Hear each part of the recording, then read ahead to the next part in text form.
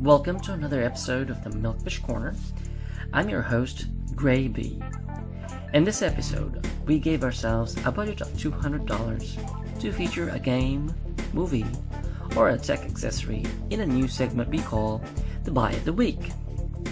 We came up with 3 games, 2 from Xbox and 1 from PlayStation 4, and a quality streaming or recording microphone to bump up our audio quality.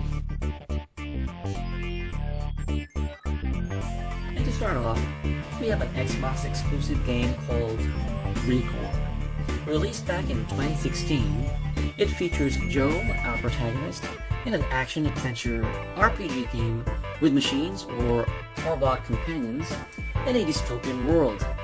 It's kind of like a fusion of Horizon Zero Dawn and Mad Max if they ever had a child. This is it. Next up is Okami.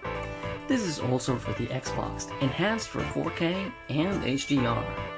Beautiful art style with cell animation reminiscent of Zelda. Originally released from PS2 back in 2006, this is one of the best games ever made. This remaster is worth every penny. $20 only at Best Buy.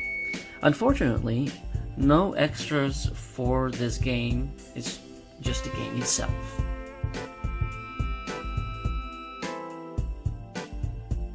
Next up, we have a new game for the PlayStation 4, and we have Detroit Become Human.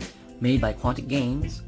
If you're not familiar with these types of narrative type games where you're in for a treat, you're given choices, and depending on what you choose, the ending differs. It's kind of like a choose your own adventure book, except this is a video game. Very similar concept with this game is Until Dawn, and other narrative games also made by Quantic is Heavy Rain and Beyond Two Souls.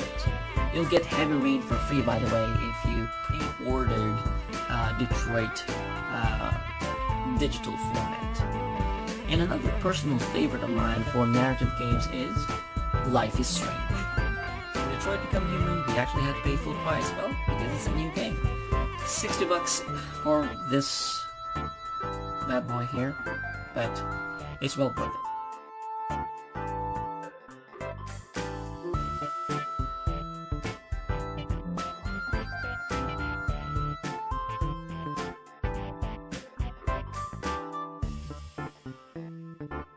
And last but not the least is the Yeti Blue Ultimate USB microphone.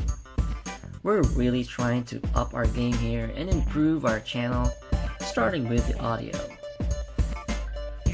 And as you can see here, the box shows several different settings depending on if you're streaming or maybe if you're singing or interviewing anybody. You can change the source direction. It can be from the front, back, or on the side of the mic.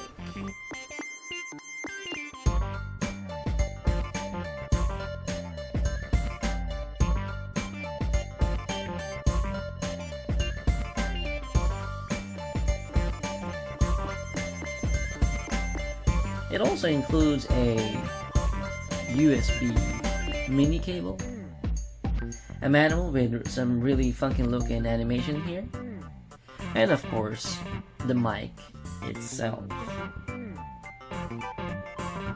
The mic is well constructed, very good build quality, made of metal, and has a very solid feel and a sturdy base.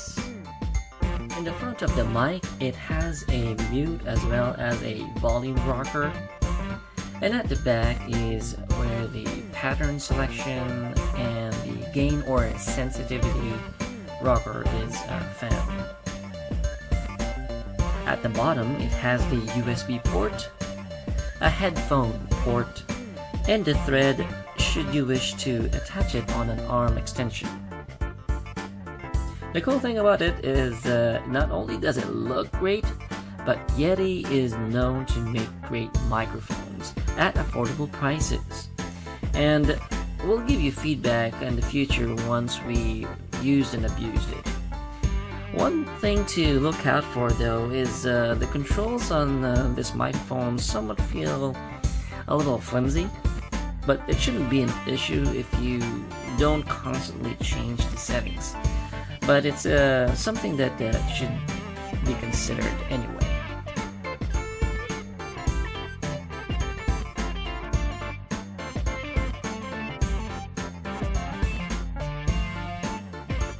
So there you have it, folks. We have Okami for 20 bucks, Recore for $10, and Detroit for $60.